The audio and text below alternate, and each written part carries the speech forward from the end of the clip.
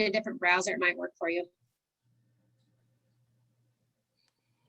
If we're talking about tech issues, I've been having issues with Chrome print preview taking 5 minutes to be able to save or print anything. So if anyone has a workaround or has run into that issue, please reach out and message me because I'm struggling. Michelle, do you want me to share that document you sent me that has those checklists? Keony's is going to pull it up. Keony, I mean, do you want me to put it in the chat box as a document for them to open and download? Sure, they can. And he's going to put it up on his screen and share it so we can get started. Thank you, Keony. Can you make it full screen also?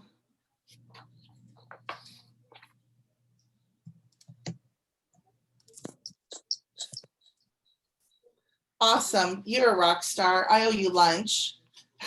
Thanks for everyone being here on time. We're off to a little bit of a rocky start, but I promise you, you're going to get value from today's meeting. So thank you for setting your time aside to meet with me. Today, we're going to talk about coordinating a transaction. And this meeting is to talk to you, what is your role and what is your responsibility in a transaction? Okay, so overview, what are we going to go over today? The overview is we're going to look at what documents lay the foundation for your transaction. We're going to look at your roles and your responsibilities, both the agent and the transaction coordinator. We're going to look at command, how you open that you have opportunities when you open an opportunity, and commissions, which is now replacing green sheets. We're going to go over escrow instructions. We're going to review a timeline. These are your contractual obligations and your contingency removals. That is like the cornerstone of your transaction from acceptance of your contract to closing. We're going to review a transaction checklist, and this is undergoing revision. It's going to be revised and posted on or before April 1st, and it's going to mirror command. So no longer will you have this disconnect of the transaction checklist not being updated. So it was a little out of date, and we are addressing that. Okay, so documents that lay the foundation for your transaction. You have two types of transactions in residential real estate. You have a listing or you have a purchase. In the listing, we ask you to complete 3 documents at time of listing. The exclusive right to sell listing contract, your MLS Exhibit A, which is your data entry form, and HIS has their companion entry form, and dual agency. Does anyone know why we ask you to complete those at the time of listing, specifically those 3 documents? One gives you the legal right to represent the property. The other gives you the permission from the owner and the MLS to share the property, and the dual agency is in the event that you have someone from your group who has a buyer for your property. Right, exactly, Teresa, that's all correct. Do you think we're having a lot of transactions that are dual agency today? Yes. Yes, we're having a lot of dual agency. And so it's important to have that There's conversation. no sound.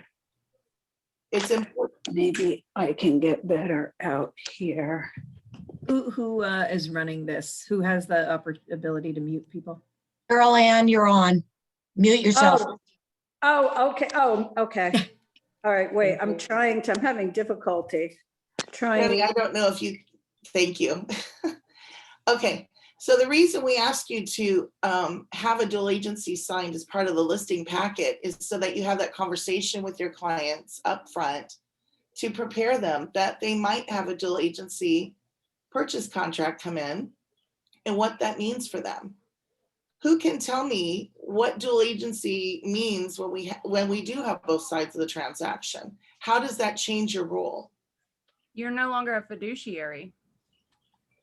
No, you are a fiduciary, but your role changes. You have the same responsibilities to the clients, well, to the sellers and buyers, because you have to represent them both. You have to keep both interests forefront above your own and above each other.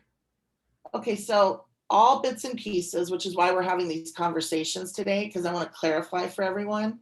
Dual agency means that you no longer can advocate on behalf of your client.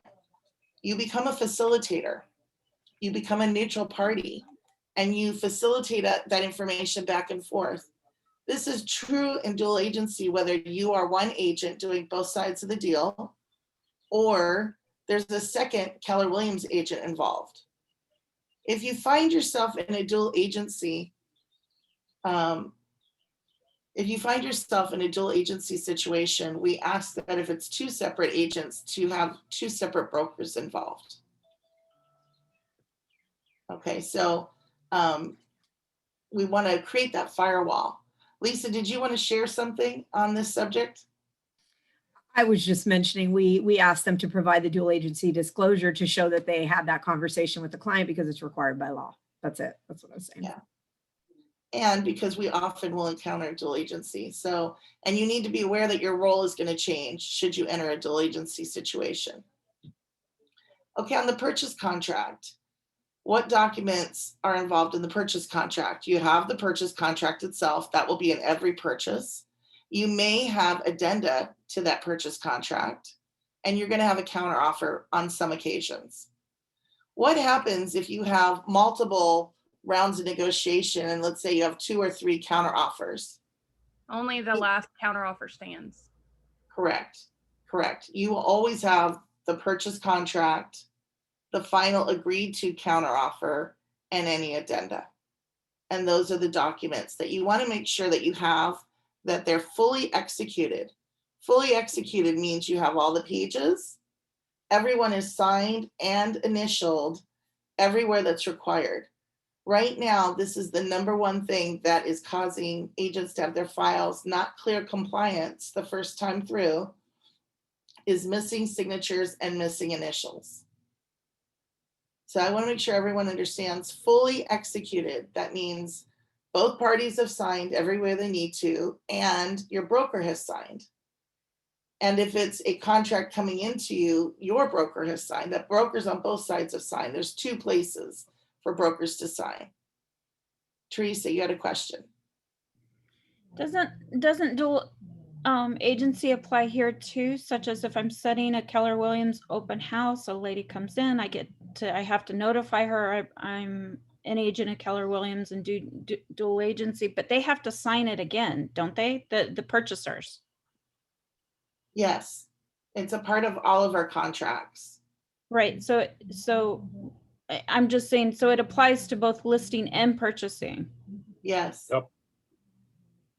Absolutely. Okay, so I just want to emphasize this is the really important piece, that we make sure that all of these documents are in order. You have them all. You have all the pages. They're clearly legible and readable. All the initials and all of the signatures are in place. Okay, next slide, please. Okay, roles and responsibilities of the agent. So we're going to review what your responsibilities are versus your transaction coordinator. And there are pages here for the transaction coordinator. We'll get to them. The first thing I want to say before we start going over agent responsibilities is your TC is not your assistant. They're your transaction coordinator. Michelle, can I interrupt for just a question? Bonnie had a question that I just want to address in the chat box before you go on to this. Because I can't see them all. Go No, ahead. that's okay. So Bonnie, you are asking, did she say, do we need to bring in another buyer's agent to represent the buyer if it's dual agency? The answer is no. You can be a single agent, dual agency representation. What she was saying is that if there are 2 separate, if it's a dual agent, dual agency, meaning there's 2 agents, there will be a different broker for each of those agents. It won't be the same reviewing broker. That's what she was, just to clarify. Yep. Thanks, Lisa. I can see like 3 people and nothing in the chat box. This is a real learning for me and very humbling experience. Okay, so your transaction coordinator is just that. They are there to assist you in coordinating your transaction. They are not your assistant. And whether they're licensed or not licensed, obviously we prefer that they be a licensed transaction coordinator. However, you still retain those responsibilities for all documents, all timelines, all actions in the transaction. You have to manage your transaction coordinator, not just turn over your file.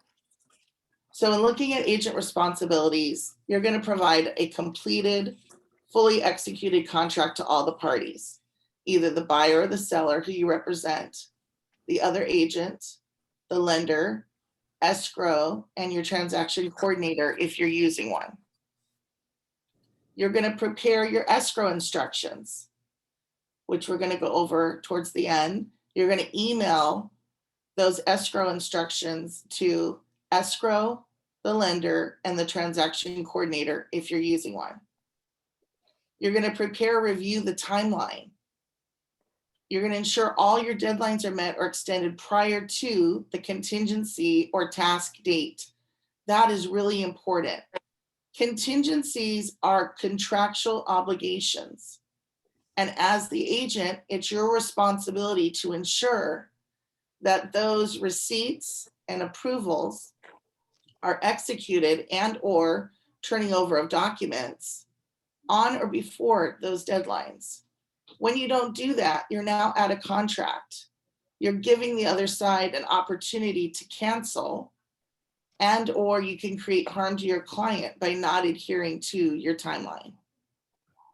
I will make these slides available afterwards. Everyone will have access to agent and TC responsibilities, as well as these revised forms. So don't feel you have to take onerous notes. I just want you to ask questions if you have them. Okay, you're going to inform the client of who your transaction coordinator is if you're using one and what their role is. Your client should not be hearing from your transaction coordinator cold for the first time. You should explain their role and give them that warm introduction. We want you to read all your emails, your texts, your phone messages, and respond diligently. You know, when you start a transaction, communicate to the parties you're working with the best way to communicate with you. I'm on the road a lot. If you need something that's urgent, please text me. If you email me something that needs my attention, please text me or call me. Teach your partners how to best work with you and support you. Sorry, so who's controlling this that can mute people? Who's control? I don't have control. Otherwise, I'm usually pretty good, fast fingers muting people. So sorry, who has access to do that? I just gave Keone the opportunity to assist me with this. Thank you. Okay. Presentation. I'm on it. Thank you, Keone. I'm buying Kind him of a lunch. game. It's kind of a fun game. Okay. Sorry. Go ahead. We're going to Mama's, right? We're going to Mama's. Okay. We're going wherever It's like you want. Okay. So communication, we want you to update and communicate with your client. This is an agent responsibility. This is not a TC responsibility. We want you to maintain a communication log. Now, Command has functionality that will allow you to do that to a great degree. And you can also enter notes within Command.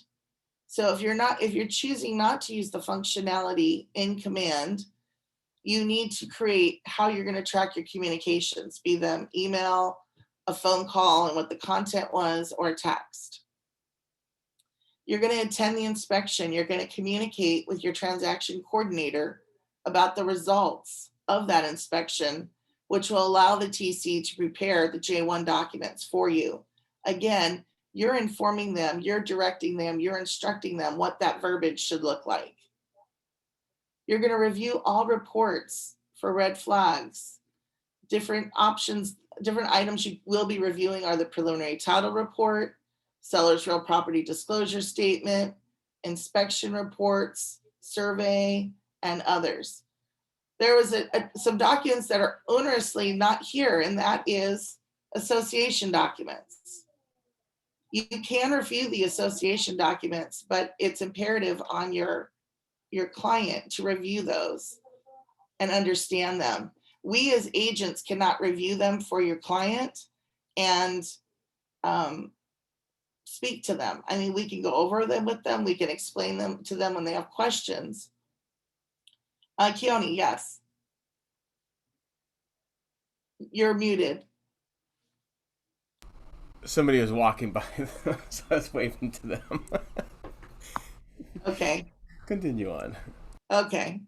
Between Lisa and you, I keep looking at you both going, okay, am I missing something? What's going on here? All right. So in the documents that you're responsible for, we do want you to review these documents. We want you to be able to explain them to your client. They have to sign receipts and approvals for these documents. We want you to communicate all verbiage for amendments, receipts, approvals to the TC. The TC should be doing nothing independently. You should be directing them, I need you to prepare this document and this is the verbiage I want you to use, whether that's in an email or a telephone conversation. I prefer email because then there's a documentation of what you instructed them to prepare. You're going to review all documents with your client prior to the execution. Recently, it came to my attention that TCs are sending out documents that the agent's never seen and the agent has never reviewed with the client. Does anyone think that might create liability for us as an agent? Absolutely. So in that communication stream with your client, you have to review the documents with them before they execute them. And your TC should be working with you to coordinate by asking you what they would like you to send out and what would they like that verbiage to look like.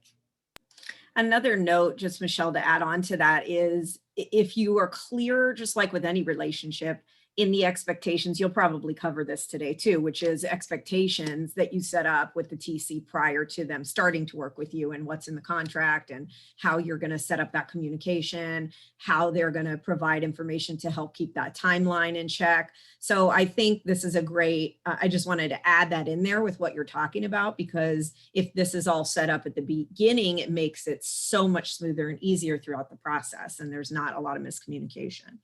And you just covered it. I was going to cover that at the beginning of the transaction coordinator responsibilities. So I will touch back on that when we get there. Okay, so after you review all documents with your client prior to execution, you're also going to review your distribution agreement. You know, if you don't communicate to your transaction coordinator when they enter your information in commissions, in command, then they may not have everything included. You might have a referral fee. You might have a transaction coordinator fee. You might be providing a credit on the transaction. So you want to make sure that you review that when it first comes in and you get it corrected right away so that we're not at 5 days prior to closing or closing day. And now we're asking our very overworked market center administrator, Shelby, to drop everything she's doing to do it, because I have to tell you, with 300 agents, it's never one person. I've walked in her office and it's 6 people today with closings that have problems with their DAs. You have the ability to be proactive and to address things in advance. So everything with your DA should be done prior to submitting your file for initial review for compliance. And that's 5 days prior to closing. That's a big one, Michelle. I mean, we want it's an administrative burden for us not to pay you on time. We want to pay you guys on time. We want you to get paid at closing. Trust me. So I think as soon as, to Michelle's point, as soon as you know there's a change, that's the time to convey it to the TC and have the TC convey it to Shelby, or you make sure that it gets conveyed to Shelby. So that, like she said, because we do have a lot of situations where it's the day of closing and something needs to be changed. Now, that said, I understand that sometimes it does need to change the day of closing. I get that. And we understand that, and we will do our best to work with that. However, the more advanced notice, if you guys can just get in the habit of making sure, or having your TC, if you have a TC, make sure that that information gets to Shelby at the time that it happens. She will be prepared for you. Perfect. And then as an agent, it's your responsibility to monitor your transaction in command. So although your TC may have taken on that responsibility from you, you've delegated it for them to upload your documents. At the end of the day, it's your responsibility to go in and look at your command file and make sure the opportunity is opened, that file is moved to the proper stage of the transaction, that those documents are uploaded. When we get to our transaction checklist, we have basically 3 folders of documents. And the first folder is the listing. So when you take a listing, at the time of the listing, when we review that, you should have all those documents. And within 48 hours of your listing, you should not only have that loaded into the MLS, but you should have that listing packet fully complete, those 5 or 6 documents, and uploaded in Command. Michelle, I have a couple questions. Yeah. You can tell me if you want to review them now or not. So Gina had a question regarding the DA. So I don't know if you want her Okay. to Go ahead. talk about that. And then I have one other one. Gina. Thank you. So the question that I have is the DAs, it says we have to do them right away, but why don't we have it set up where we're doing them like 30 days prior to closing or something after the buyer's contingencies? So that way, if there's a cancellation that happens or revision in the escrow period, that Shelby's not doing additional work by creating these DAs that might not even apply to finalize to a I'm going closing. to answer that question. I have a solid answer for you. When you enter in commissions, now Shelby can see it and she knows that there's a transaction there. And we use that data to project company dollar and income to the brokerage. And that's in part how we manage our expenses. We can see what income is projected to come in. That DA, once she sees that, she will prep it and return it to you right away.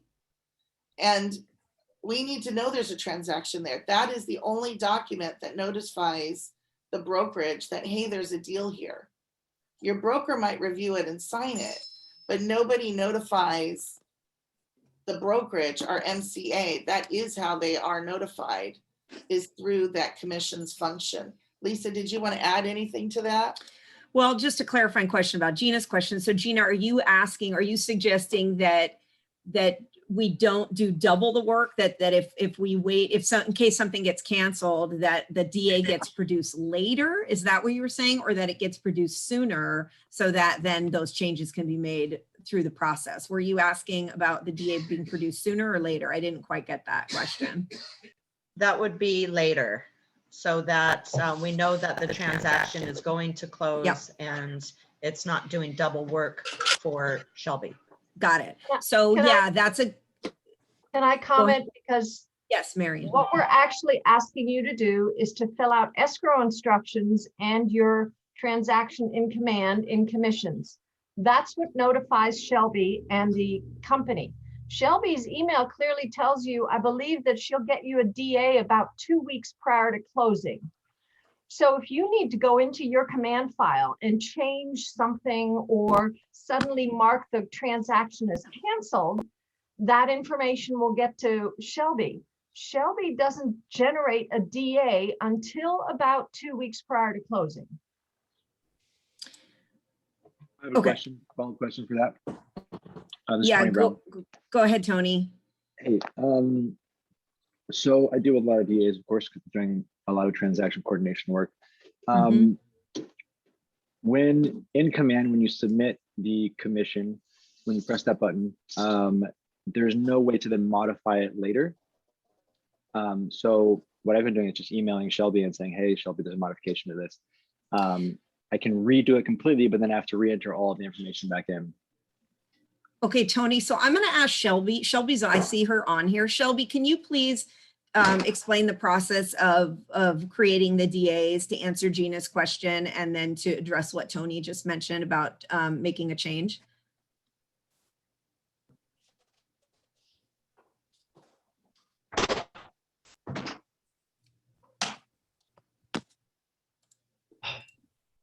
Shelby? Yeah. Well, what Marion said is that's basically how I do my DAs. Okay. I try to allow at least 2 weeks. That allows for any other changes to come in. And if there's a cancellation, then I know. And then, but it's because sometimes with some agents, they have other things going on. Like if they're camping and if they've got like 6 pending DAs out there, it does make it hard to track. So it's kind of good to work within a 2-week window. So like Tony and I, we've been going back and forth because, you know, he's got a lot of pending transactions that often do get extended. And as long as I'm aware of the changes within a, respectable amount of time, we should be able to get the files closed and everyone paid on time. Okay, and then to Tony's question, thank you, Shelby. What is the preferred method of, so if it's submitted and then there is a change to be made and they can no longer control the change on their end, what is the best practice or protocol for that? Well, if I haven't made the DA yet, they would need to email me so I can release the commission back to them. Basically, I changed the status to open so they can go back into the commission and make a change. Okay. I recently had this morning for one of the TCs for an upcoming DA that's closing next month. So we were able to get that done. And she made the change, resubmitted it. Then I created a DA with the changes. Okay, great. Thank you, Shelby. I just don't want to give any misinformation. So thanks for being on the call. Okay, so then the next question, and then Michelle, if you want to continue, I don't know if anybody has any other questions about DAs that Shelby can answer specifically. I think you're going to address this a little bit more. Somebody private messaged me asking who chooses the transaction coordinator. So, I mean, I think that's a good general question that other people might have as well. And the answer is you guys do, the agents do. So we work with multiple transaction coordinators. We have both independent TCs that we've been working with for a long time that have their own separate businesses that help you guys that are available for the agents. Sometimes they do get full, sometimes they have openings. So you can talk to the people that we've been working with. I know you guys have various people that are independent contractors that you work with that we kind of have an affiliated relationship with who are great. And then we also have Core, which is our in-house now transaction coordination company that we added so that we could have employees available that in the event that the other TCs get full or we lose somebody, we were not put in a position where we don't have backup support. And right now you guys are doing a ton of business, which is wonderful. So we really are just always looking to add talent in the TC arena, whether it's somebody that you bring to the table that you like and you work with, or we refer you to, that's an independent or in-house. So it's your call, that's your business. And you can do your own files too if you want and not have a TC, although it's part of the model that we typically recommend. So Aisha has a question. Are you able to see that, Lisa? Can an assistant to the agent be the TC? Does the market center screen them?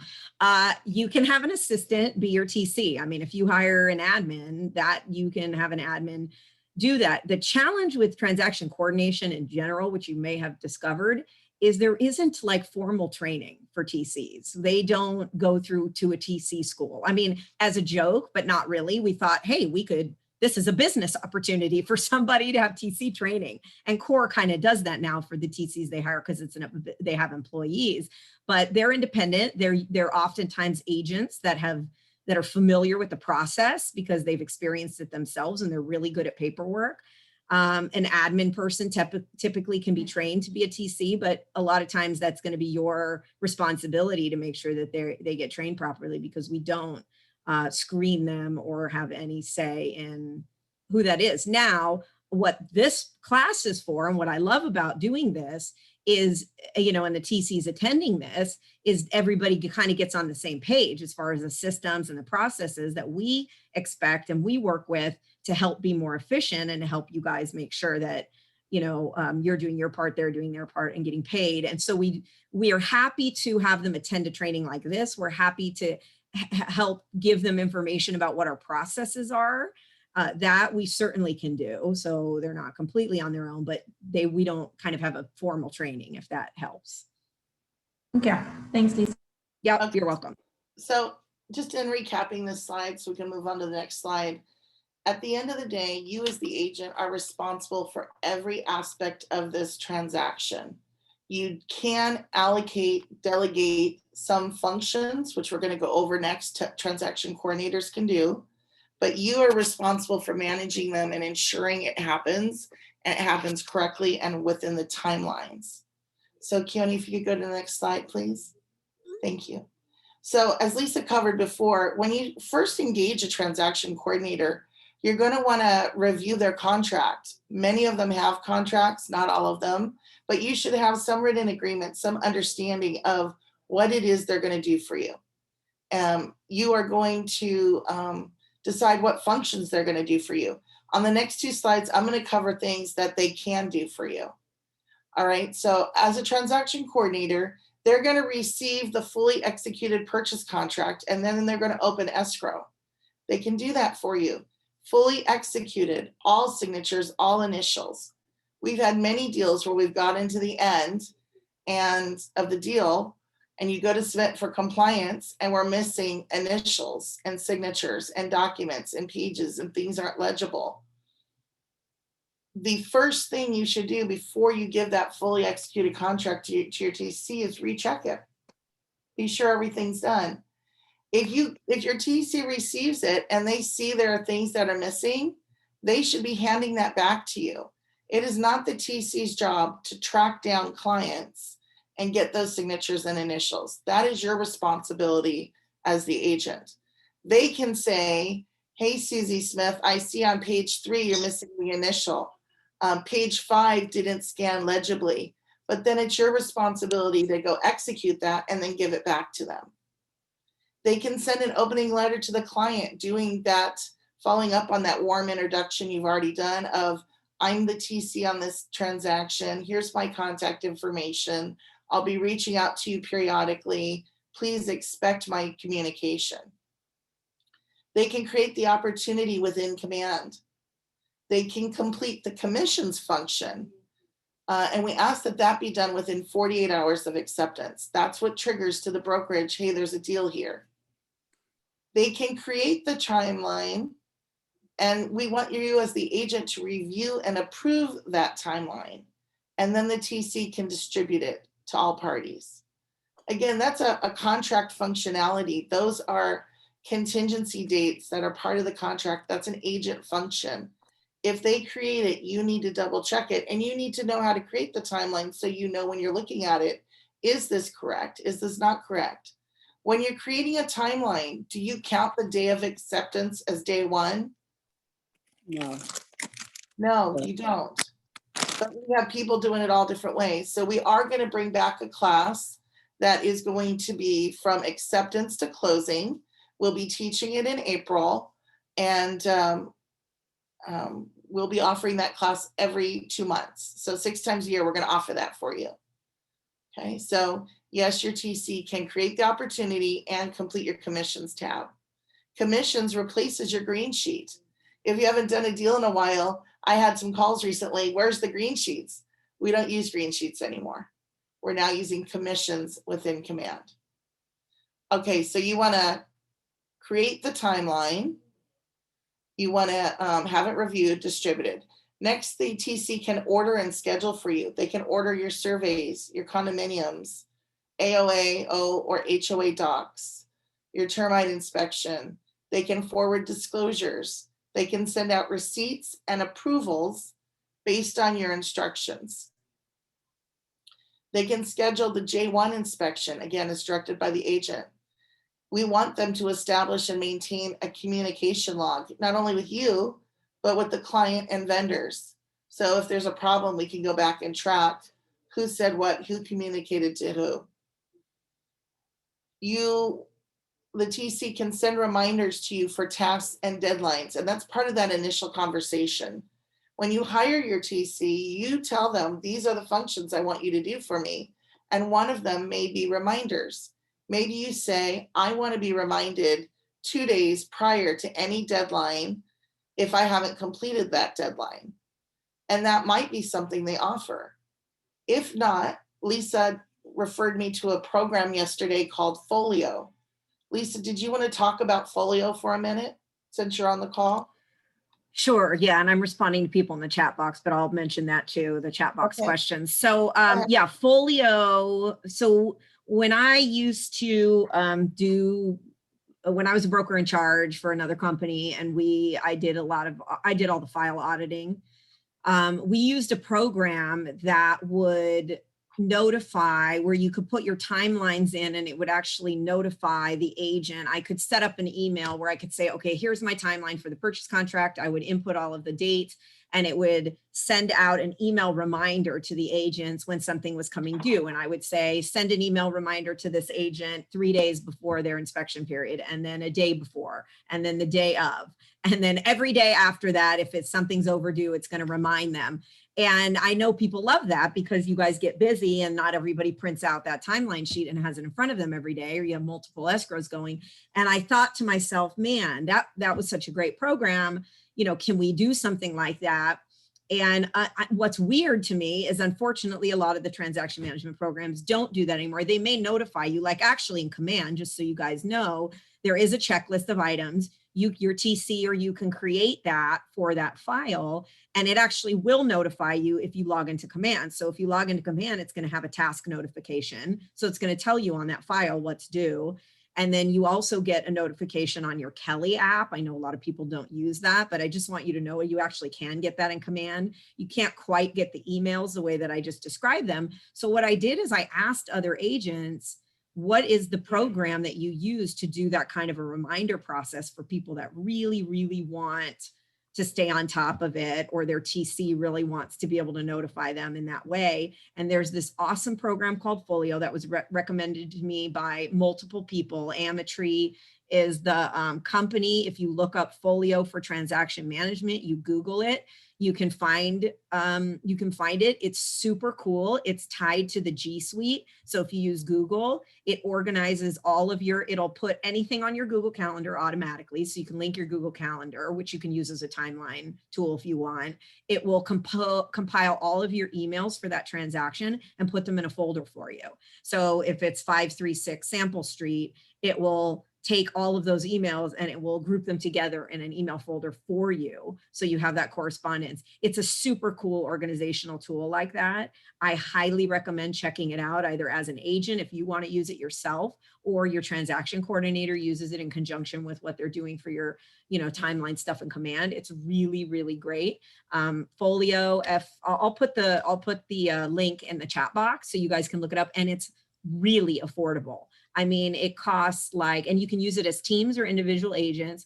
I want to say it was what was it, like 10 to 15 bucks a month as an individual, maybe 20 bucks a month.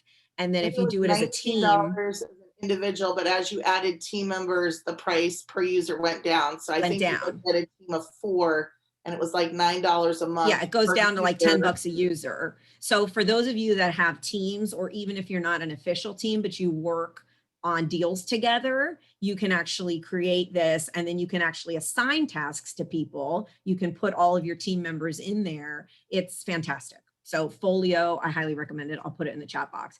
I do want to address a couple of questions that came up. Oh gosh, I'm going back. Everybody's private messaging me. Oh, so Kirsten had asked, when did we switch to commissions, and that you submitted green sheets last week. So what we're doing, we switched to commissions in February. I think it was early February.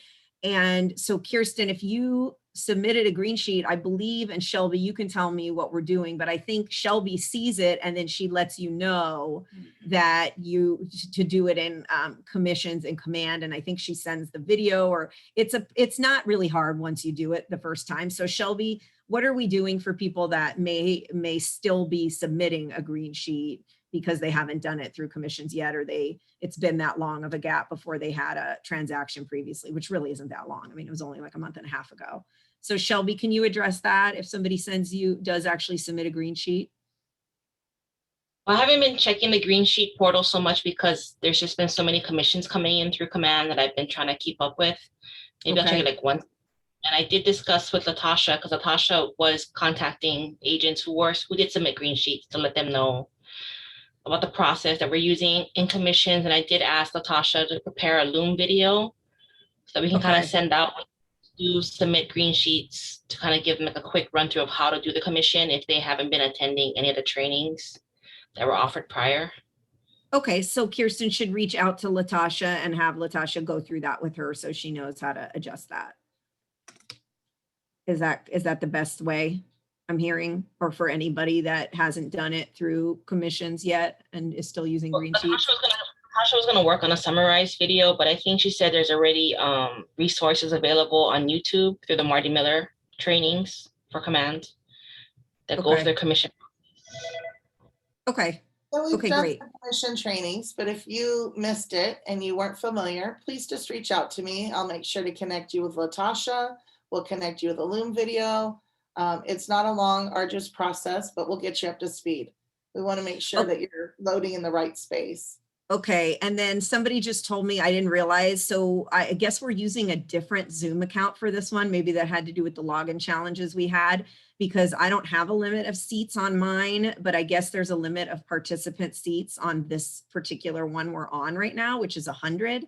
And there are people that have not been able We're to at get 100 on. capacity. I used the one that was assigned to me as PB. and Okay, so what we'll do is, if somebody didn't get on, just so you guys know, because it sounds like somebody has, a couple people have a TC or two that they invited on that could not get on, we will send them the recording. And or they So, can and then attend we'll, tomorrow because we're doing another live presentation tomorrow. or they can attend 10 tomorrow o'clock. too. Either Thank way. you. Okay, so Okay, let's keep going. thank you. Keone, if you could go on to the next slide, please. Okay, additional roles and responsibilities of the transaction coordinator. They're going to track and forward the SRPDS, which is your seller's real property disclosure statement, the survey document, any other documents and receipts and approvals. They're going to upload all documents into Command as they're received and are executed. They're going to communicate with the agent on the steps at each point of the transaction. They're going to draft addenda with verbiage as written and provided by the agent. They're going to forward amendments to the BIC for approval and signature. They're going to submit the file to compliance 5 days prior to closing. They're going to upload all day of closing documents, your satisfaction of waivers, your final closing statement, and then day of closing, they will submit your file for final compliance. Because you've done pre-closing and Rob has reviewed that all, most of your file, 95% is done. And there's just 4 or 5 documents that go in day of closing, and that allows us to get you paid. So it's important that you are submitting 5 days prior to closing so that we can get you paid. That's our goal. Lisa, did you have something? No, sorry, and I didn't mute myself, so I'm muting. Okay. Next slide, please. Command. The transaction coordinator can go into opportunities in Command. I gave you the link here. They go into Command, they go to opportunities, and then they create the opportunity. In commissions, which replaces green sheets, when you are within the opportunity, they can go to offers and commissions and create your commission. We ask that the commission is created by yourself or your TC within 48 hours of acceptance. Again, that is the only way the brokerage knows there's a deal. That's the trigger to the MCA. I see some questions, but Lisa, I can't read them.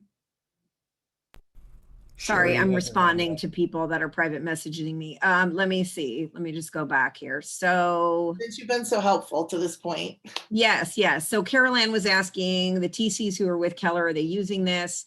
I don't know if you're referring to Folio, Carol Ann, but we're definitely going to share that with them. I think it would be a good practice for TCs to be able to do that. If they're independent contractors, they would get it on their own.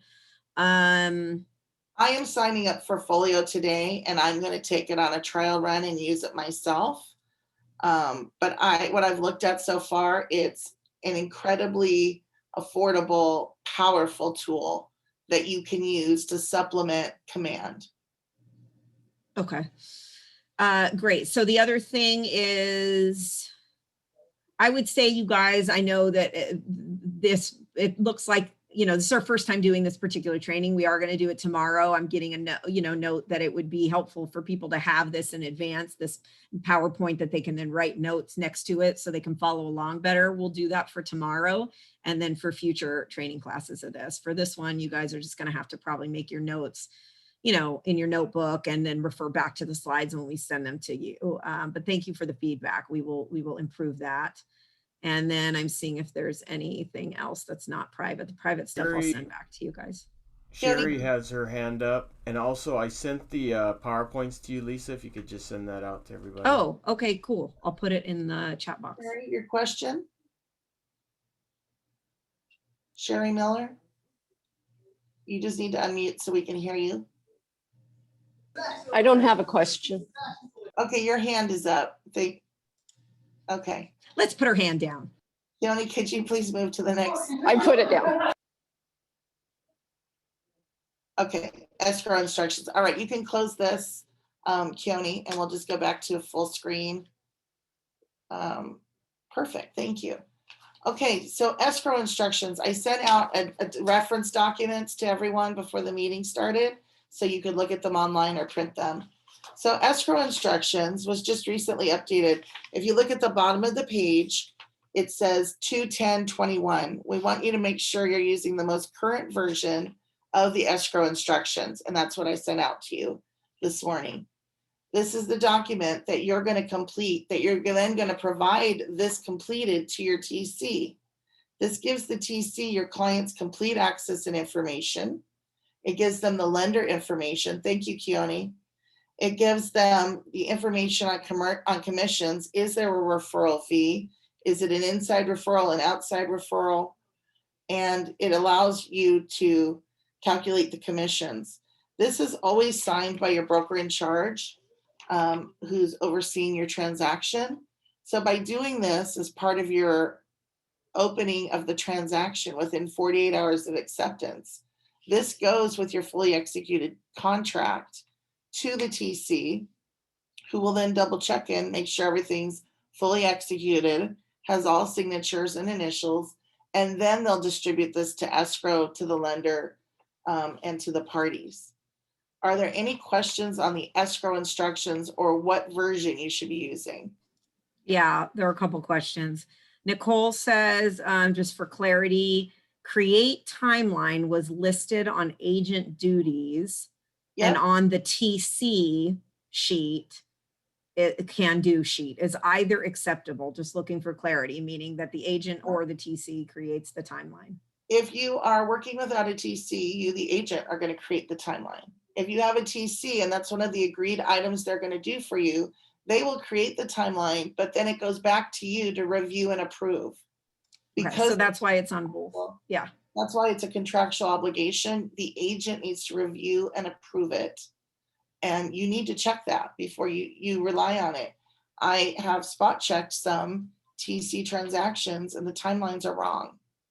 And the agent, when I spoke to them, said, oh, I didn't review my timeline. I just accepted what they gave me as being accurate. And so my message this morning is you do need to review it. You do need to approve it. Don't just rely on what's put in front of you.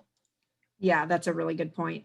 And then Katie asked, has a new escrow instruction sheet been uploaded into my KW? It is. I pulled all the documents I sent you this morning right before this meeting from my KW.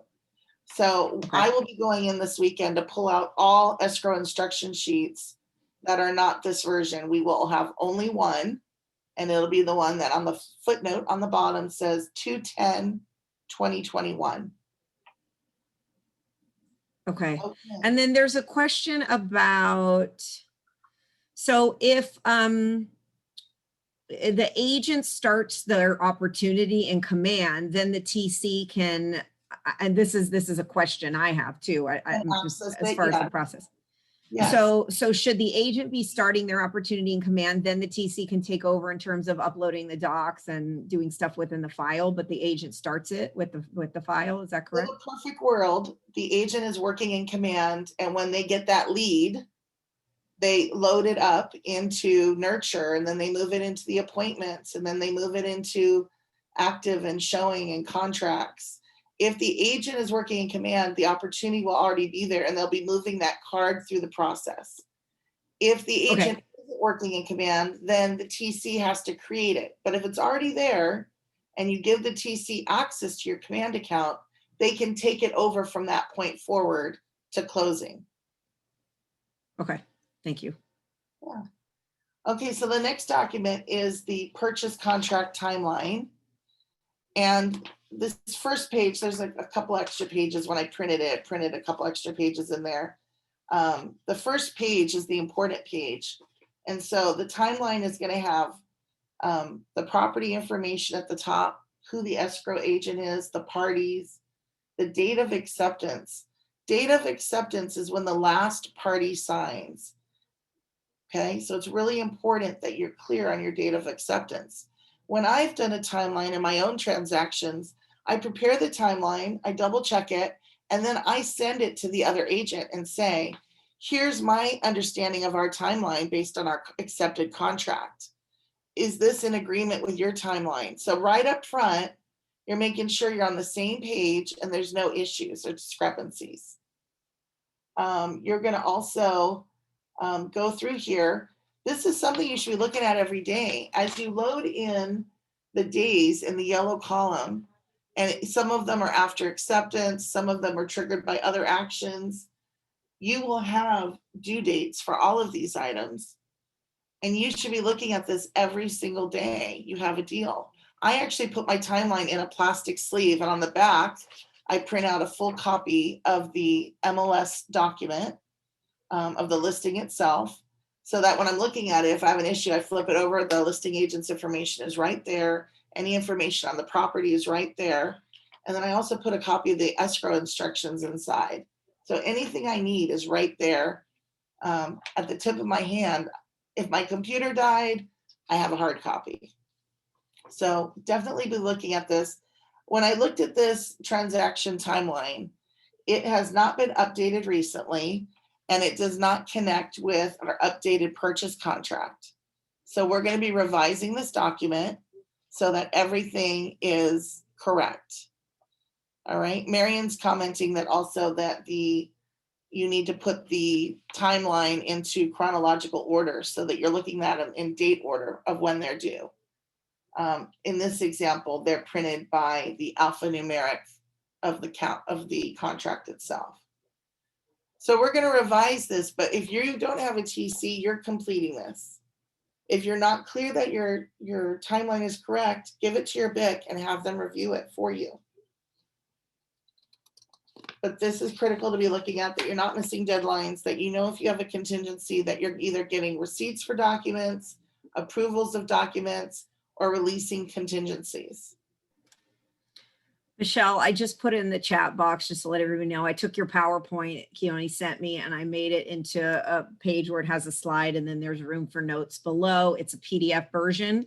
That's all I can upload into here. So you can upload it. I can try to do it in Word, but anyway, you can upload it if you want, and then you can edit the PDF or turn it into another type of document.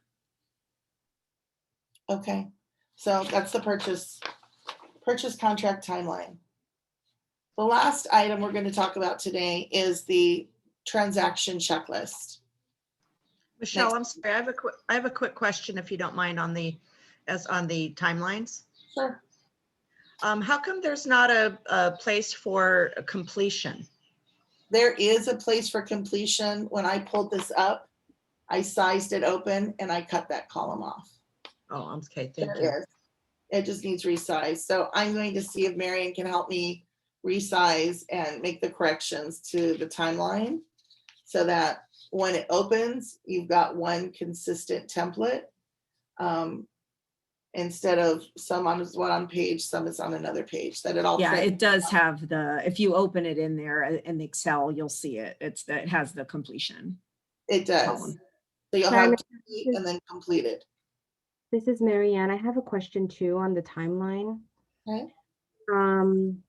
Are our TCs required to use this version? Because I've seen that my TC has a different one, less detailed version. Your TC needs to use a timeline that covers every item that's in your purchase contract. And they can use different versions of a timeline, but they need to make sure that they have all of the tasks and deadlines. If it's less detailed, my question would be, what's missing? Because there's really not anything you can take out. Okay, yeah, I mean, less detailed in that it doesn't have, days after acceptance, before closing, all of that, but it has all of the details of the purchase contract. It's just not exactly the KW version and document. It doesn't have to be the KW version. You can choose to use any version you want. And if you go and look at Folio, it may even be different. I looked at Folio with Lisa last night, and for people who are really analytical like myself, they even give you Gantt charts. So you can see in the contract from a line chart from beginning to end, and it actually had every task on there by date when it was due, and you could move them. And I mean, it was very, had high functionality. So yeah, we're not mandating you have to use a specific timeline, Marianne, but we are mandating that you have a timeline. Got it. Thank you so much. A reference. Michelle, on our timeline, the one that's in our intranet, if you fill out the page that you have printed, and then at the bottom, there's like a red tab, and you click on that, it says print version or something. And when you print it, it will print everything all together on one page. Thank you, Sam. Good note, Sam. Yeah, thank you. And we'll add that when we revise the template. We'll add that. We'll have like an instruction cover page so that you'll have something step by step. That's why when we There talk, actually are instructions on it as well. I've seen that, but I know I have the instruction page here. Some agents have had some questions, but it does have that print suggestion on here. So thank you for bringing that up, Sam. Okay, guys. Sarah Twitchell's asking a question about on the escrow instructions page, which we have in as one of the documents, which you didn't cover. I don't think you covered that in the first section, but okay. She's saying, when is the signature of the broker required? There's a signature line on there. Yeah, within 2 days of acceptance. This is a document within 2 days of acceptance. At acceptance, your package has to be, you need to move your file in MLS to pending. Either continue to show or do not show. So the pending needs to happen within 2 days. You need to open escrow right away, same day or the next day. But we require you to do these instructions. If you're opening escrow same day, you're going to do your escrow instructions. Or if you're sending the file to your TC same day, you're going to do your escrow instructions. It's a part of transferring the fully executed contract. So have your BIC sign it right away. Right away. Yeah, and to answer Aisha's question about can the timeline be generated automatically based on the terms of the contract, can we ask our software development to work on this function? I mean, it is a great idea. It would be wonderful to be able to pull those from the contract templates. The challenge is that those contract templates through HAR can change, and they do frequently, in fact. So I think right now the best practice is if you have a transaction coordinator, there's a cheat sheet, which we use in zip form to fill out contracts too, where the pukas, you can just fill in the pukas with whatever those numbers are, and that will auto-populate. Yeah. Yeah, you use a cover sheet, which when I do training, I recommend everyone do as their first step within zip forms. That will pre-populate it to every document you do thereafter. So it's a huge shortcut. Okay, it's 11:05, so I want to go on to the transaction checklist. So as I said, this is from 2016. Our purchase contract has changed, as well as now we have command. So I'm going to be revising this transaction checklist to mirror the 3 folders within command, and we will update this. But as you see, it's divided into 3 folders. It's divided into listing documents, purchase documents, and then documents on contingencies. Hold on one second. My phone rang and the screen went away. Okay, so when you take the listing, at the time of listing, everything under listing documents you should have. And you should be, your TC should be able to upload that right away within 2 days of taking the listing. So they're going to have your exclusive right to sell listing contract. Some of these are, if applicable, if it's a distressed property or a short sale, you'll have those addendums. If it's not, you're going to have the listing contract. You're going to have the MLS data input form. You're going to have PV information if it's leased or owned. You're going to print out the full MLS document. If it's not going in the MLS, your client has signed a waiver, you'll have the waiver. You're going to do a full printout of the Maui property tax record. And for Maui agents, that's pulled from MauiPropertyTax.com. For Kauai and Big Island agents, I would like you to pull it from Hawaii Information Service. This says real list, but I'm trying to get consistent with our compliance officers, and our Honolulu sister company is only pulling out of HIS. So please do so. You're going to get an estimated settlement statement from escrow, and you're going to present and review that with your seller, and they're going to sign that. That's based on list price. So if you're listing it for 500,000, call your escrow partner and ask them to prep an estimated settlement statement, and you can review that with your seller so that everyone's on the same page before you get accepted contracts. Any subsequent MLS change forms for price changes will also be added to that folder during the process. At the time of accepting the contract, you're going to definitely have a purchase contract that's fully executed by everyone. You may have a counteroffer if you negotiated, and you may have addenda. It's possible you might not have any of these addenda, but review this list, and these are the different addendas that might be a part of your deal. If there's a referral form, you're going to have a referral form, and if that brokerage is an out-of-state brokerage, a company we don't typically deal with, you're going to have to ask them for their W-9 form. Can I make a comment, Michelle, about the opening packet? Yeah. Because we've discussed this. So just so you guys know from experience, the most common documents that we see that are not completed properly, meaning they're missing signatures or initials, is your opening packet that you guys open escrow with. So that would be your purchase contract, for example. And what was happening is that the transaction coordinators were not, they were kind of taking the ball once escrow opened. They were helping to open escrow, but they were not checking those documents or auditing those documents up front. And so what was happening is they were going to compliance, and your whole file was going to compliance. And then compliance was noticing that there were signatures or initials missing on that opening package. So I want to stress to you guys the importance of you making sure as the agent that those documents are completed properly when you open escrow, so you don't have to worry about that again. And you also are assured to have that mutual agreement moving forward to open escrow. Thank you. We mentioned that once, but we can't say it enough. And Sorry, I was probably answering questions before. It's the main message of our meeting today. If you do that one, if that's the only takeaway you take from today, that will make your closing process much smoother.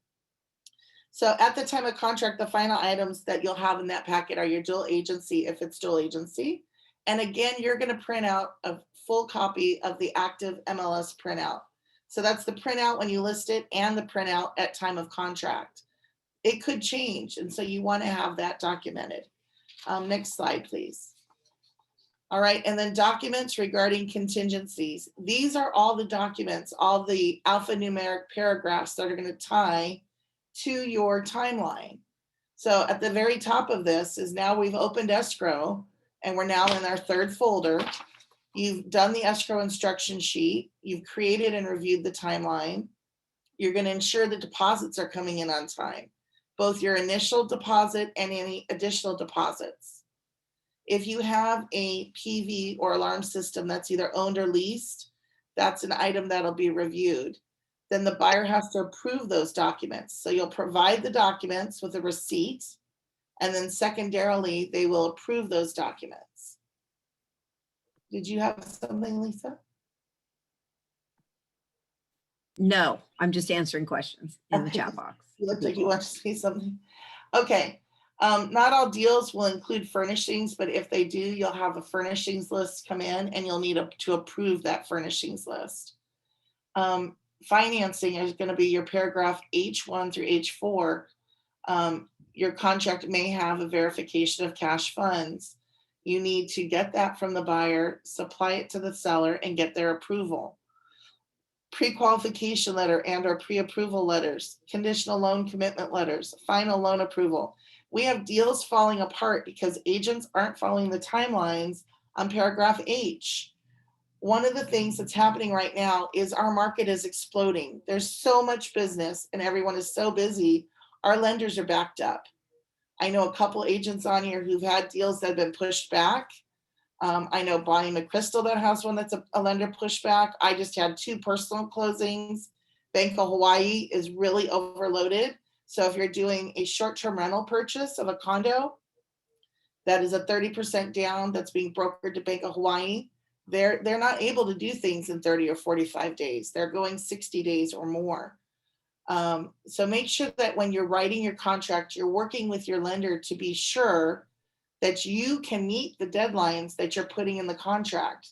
So you're not setting yourself up for extensions up front. Okay, Lisa, do you want to read what's in there? I see something popped up, title company. I just mentioned that title companies and escrow officers are backed up as well. We've been hearing people say that they're overloaded. So Inspectors, just appraisers, everyone is everybody. backed up. So don't go and tell them you can do a 30-day closing if you haven't partnered with all of your vendor partners, unless it's cash. Cash, they can pretty much get it done. But other than cash, a lot of our lenders are not meeting their timelines. So work with them, write a little bit longer deal if you need to be sure that you can meet these timelines. There is a way too, is if you make it like 14 days prior to closing instead of so many days after acceptance, that kind of fixes that. So maybe we should change our template too for that. Maybe we can look at that as a template change. You and Marion and I should talk about that offline. So we're working to support you and tweak everything so that everything goes smoothly for you. Your preliminary title report, you need to read that and review it. That's going to come up with any issues your buyer has or any issues on the property. Is there a tax lien on the property? Does the seller have to satisfy that lien? Do they know that lien's there? Do they know what the current balance of payoff is? You know, for your buyers, do they have a divorce pending? You know, in Hawaii, you cannot sell real estate. Do they think they're going to sell a house to buy a house? They need court permission to do so in a divorce situation. So there are a lot of things that can show up on that preliminary title report. It's important to read it.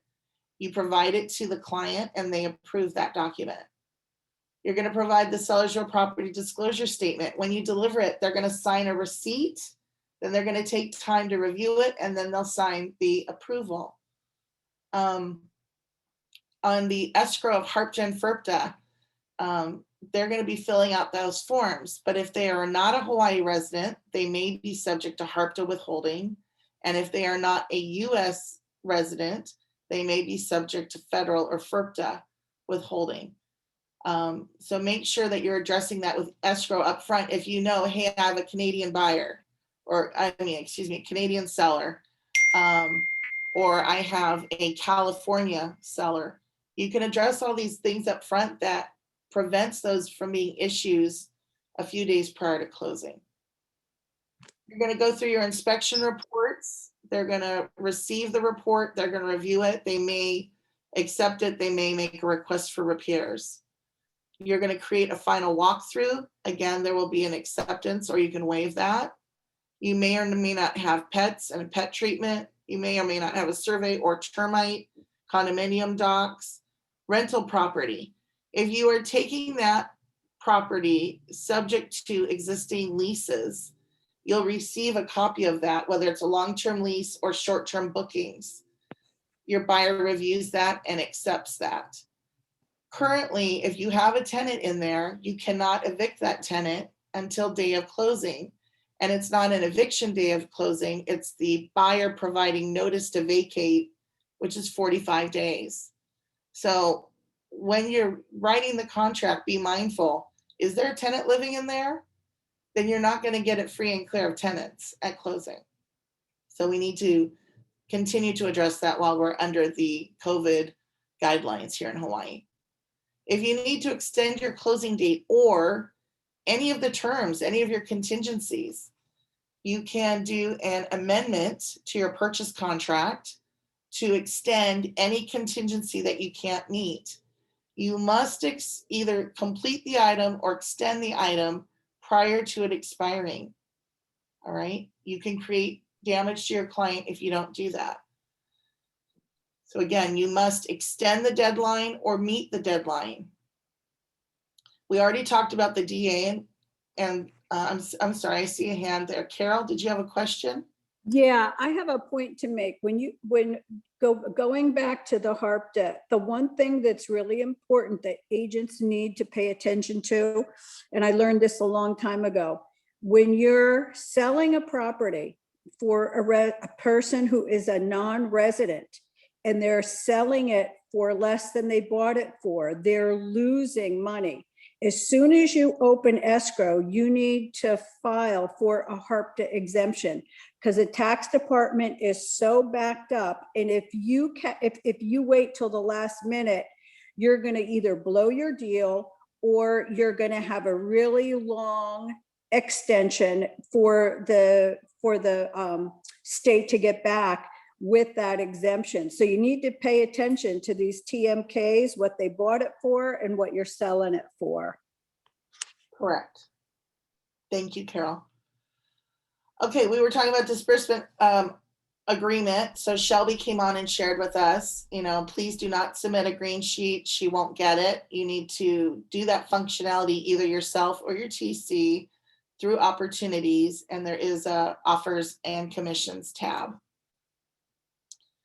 Estimated settlement statement prior to recording, you're going to get that from escrow. So typically that will come out 5 days before escrow, 7 days before escrow. They'll send you the estimated statement. You'll review it. You'll present it to your client, make sure everything's in order, nothing's missing. Day of closing, you're going to get the same statement, but it's going to be the final. It's the actual. So you'll want to make sure that you get that. That is a day of closing document. That's one of the last documents to come in, along with your escrow company satisfaction and waivers of any special conditions and provisions. Those satisfaction and waivers you will get from both sides of the deal. Escrow will provide you the seller sign off and the buyer sign off, regardless of which side you represent. So when you get that, make sure you upload both sides. Rob has pulled a couple files because that was missing a document. And then the MLS sold. If you're the listing agent, we ask you to update that within 2 days from closing, and it's required for compliance. So if you want to get paid sooner than 2 days, update and load it day of closing. Well, and can we talk about that real quick as far as the dates and uploading docs? A couple of things I just want to mention for clarity for the agents. So somebody mentioned, you were talking about the DAs and the green sheets. And so say you submitted a green sheet, like in Kirsten's case, and doesn't hear back from Shelby, check to make sure that the file is in our hands if you're not sure, because a couple times more recently than ever, we've had situations where literally a file is closing that day and the agent has called Shelby saying, hey, where's my check? Or no, not even that day. She's gotten phone calls where an agent said, hey, where's my check? This file closed like last week and I haven't gotten paid. And we go back and we look and there is no file even submitted or uploaded. So just to remind you guys, and these are, if you have a TC, for example, we have no idea there's even a file if somebody hasn't uploaded the file. That's the only way we know or submitted in commissions to Shelby. So just a reminder that if you have a transaction coordinator, I would put in my checklist, if I were you, to make sure that the file has been uploaded and that we're aware and we've been notified that there is a file in fact pending. So that, because if we know Shelby does actually make phone calls, I know a lot of you get the calls from her throughout the month, like, hey, is this being extended? Is this still on track? So if she knows there's a file and she sees it in there, you'll probably get a call from her to check in on that at some point. Don't rely on that. You should give us any information if you know something's being pushed or canceled. But just again, to reiterate, and I know people were overwhelmed, there were a lot of files, a lot of business, TCs were backed up. I'm just telling you to make sure that, if you have a TC, and obviously if you don't, you're the person that's uploading the file. So number one is be proactive and make sure that the file is there. And the other thing, and I would even ask for, proof of that, or that be something that I do with the TC. And then closing and getting paid. So this is the other thing, and why we ask for everything to be uploaded 5 days prior to closing. Now, one of the agents came to me and said, hey, I heard we needed to upload all of our documents to be audited 14 days prior to closing. That's not the case because we know that you're not going to have all the documents 14 days prior to closing. However, whenever you do get a document, upload it so it's there so that you can stay on track, and actually it's required. But the reason we need 5 days is Rob can't, any compliance officer cannot realistically, if you submit everything the day of closing and we didn't know the file was there and all those things now have to be reviewed, we cannot do it that day and turn around and pay you a check that day. So as fast as we want to be, as much as we want to pay you the day of closing, you have got to give us 5 days to get. Now, of course, the stuff documents you're going to get the day of closing only. You're going to get the day of closing only. We understand that. But if everything else has been reviewed or it's been submitted to Rob or whoever's doing compliance 5 days prior, that gives us enough time. It gives Shelby enough time to make her corrections, Rob enough time to make his corrections. And also say something's missing, he may have to go back to you and say, this is missing, or this is missing a signature. Well, obviously, if it's the day of closing, that's going to take a day or two to get resolved. So I just want to reiterate that. We're working together on this. And that's what I was said several steps along the way. It is expected that you upload these documents contemporaneously as they're occurring, so that if you have a listing and I go into your command file, I'm going to see a fully completed listing folder with listing documents. The same thing is if you open escrow, we're going to see a fully completed file, that second section of your purchase documents. By the time you open escrow, everything on page 1 of that transaction checklist should be in command. You should only be doing page 2, the items during escrow. So everything right here on page 1, with 2 days after you open escrow, that whole page 1 should be done. You should have already. So Katie asked a question about the timeline. So does that include, she's asking what point is the timeline uploaded into command at opening escrow, or when, it's completed? When do we want it uploaded? Obviously the TC and the agents are working on it the entire time from day 1. I want them to create the timeline when they open the escrow. So that's when folder 2 is done. They're actually creating the timeline. It's listed on page 2 right now. We're going to be changing that and revising this document. The one you upload at closing is your final timeline. So do you want 2 timelines uploaded, the one that's initially created and then the end closing uploaded in command, Yes. or only the closing timeline? You want 2 timelines? Both. And I'm going to be revising this document this weekend to reflect that, and to reflect this is 5 years old. So we're going to reflect the new purchase contract because I made it. and functionality, and you'll have that by April 1. So good question. But that way your BIC can go into your purchase documents and take a look at your timeline and go, oh, there's a mistake there. Let me let them know we need to revise this. They can see it. Yes. Okay. Another good question in the chat box, which I'll address, is, so Amy said, what's that? We have 5 minutes left for our wrap up. Okay, let's do these, and then any additional questions, they can go to you directly if you want, or however you want to handle that. So Amy said, I had one held for MLS closing sheet and it wasn't our listing.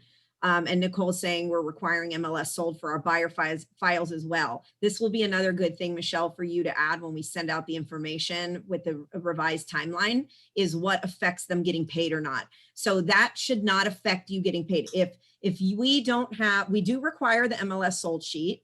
If it's not our listing, we want to have the MLS sold sheet in there because we want to see that it was put in under us as the buyer's agent. However, that will not hold your check.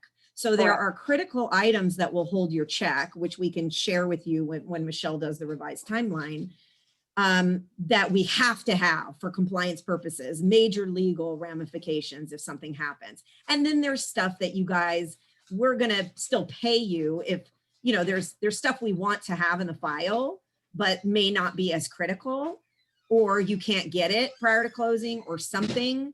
We're not going to hold your money for that, but we do want to be clear that those items are still required, because there's nothing that's a waste on that. I mean, there's nothing that's a throwaway, don't get me wrong, but there are critical items that will hold up getting paid that we have to have. And then there's some that won't. So we can. There will be a coaching conversation if you are an agent who habitually does not load your documents into command, and 3 days before closing, I open your file and there's nothing there. That's not acceptable. You must upload your documents to Command as you go through the transaction so that we can step in and assist you if there's a bump or a problem along the way. Yeah, and Getting it's to protect you guys too. and not having that is to protect you guys. Yeah. And you have to have that participation. That's a company policy. You must do that. It's not optional. Okay, next questions. Any other questions before we wrap up? I know it's a lot of information. We are going to start, like I said, having those classes every other month. That is acceptance to closing. That are going to be a 3-hour class that will go into much more detail. But I felt And that'll be via Zoom, right, Michelle? Just to confirm, I know that's via Zoom because now. everybody can take it. And then the other thing, I just- just want to mention why we're having this class too. And we don't, and why we called it mandatory, because we don't use mandatory since you guys are independent contractors. We know that. However, we are required, and Michelle's required by law, being your principal broker, that we have to do risk management training twice a year, I think is our required, once or twice a year is a requirement by the state. So this falls under that category of risk management training. So just so you guys know why we're doing this and why we said you had to be here. As always, you can reach out to me directly. You can text me, you can email me, you can call me. I want to thank everyone for coming today. I hope that you got value out of today's presentation and got clarity. And for us, it was a good time to revisit our documents, which we're updating. And I just want to let you know how much I appreciate each and every one of you. And whatever you need, please reach out to us. We're here to support you. All right, guys. Thank you, guys. Great job. Great job, Michelle. Thank you. Thanks for being patient, everyone. Thank you. What a team Thank you you just very demonstrated much. today. Friday. Everybody worked together.